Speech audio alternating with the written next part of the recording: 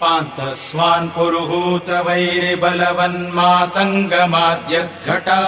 कुम्भोच्चाद्रिविपाटनाधिकपटु प्रत्येक वज्रायिताः श्रीमत्कण्ठेरवास्य प्रतत सुनखर दारितारातिदूरा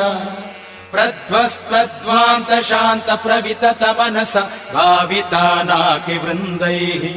लक्ष्मीकान्त समन्ततो विकलयन्नैवेशितुस्ते समम् पश्यामुत्तम वस्तु दूरतरतोपास्तम् रसो योष्टमः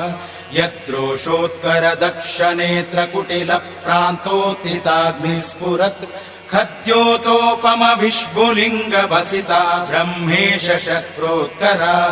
इति श्रीमदानन्दतीर्थ भगवत्पादाचार्य विरचितम् श्रीनरसिंहनख